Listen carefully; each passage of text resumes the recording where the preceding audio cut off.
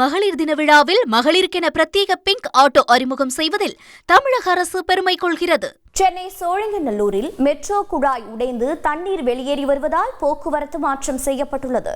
இது பற்றிய விவரங்களை செய்தியாளர் ஸ்ரீனிவாசன் வழங்கிட கேட்கலாம். ஸ்ரீனிவாசன், வணக்கம். தற்போது போக்குவரத்தில் என்ன மாற்றம் செய்யப்பட்டிருக்கிறது? இது தொடர்பாக என்ன நடவடிக்கை மேற்கொள்ளப்பட்டிருக்கிறது? வணக்கம்.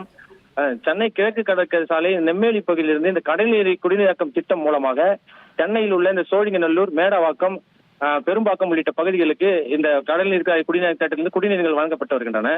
இந்நிலையில்தான் செம்மஞ்சேரி சந்திப்பில் மெட்ரோ பணிகள் அதிமும்முரமாக நடைபெற்று வரும் நிலையில் அங்கு புதைக்கப்பட்டிருக்கின்ற இந்த மெட்ரோ குழாயில் உடைப்பு ஏற்பட்டு தண்ணீர் சாலையில் தேங்கி குளம்போல் காட்சி எடுக்கின்றன.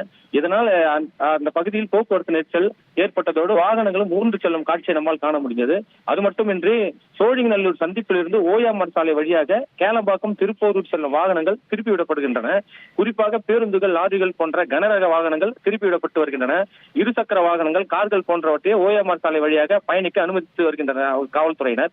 தற்போது சோழிங்கநல்லூர் போக்குவரத்து போலீசார் போக்குவரத்தை சீர் செய்யும் பணியில் ஈடுபட்டு வருவதோடு பள்ளிக்கரணை உதவி ஆணையரும் சம்பவ இடத்திற்கு வந்து உடைப்பு ஏற்பட்ட பகுதியில் நிற்கின்ற வாகனங்களை திருப்பிவிடும் பணிகளை செய்து வருகின்றனர். இதனால் அப்பகுதியில் வாகனங்கள் ஊன்று செல்கின்றன.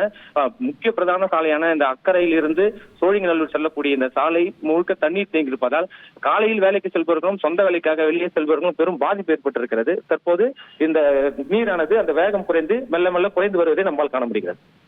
உங்களுடைய தகவல்களுக்கு நன்றி ஸ்ரீனிவாசன். உலக மகளிர் தின விழாவில் மகளிருக்கென பிரத்யேக பிங்க் ஆட்டோ அறிமுகம் செய்வதில் தமிழக அரசு பெருமை கொள்கிறது.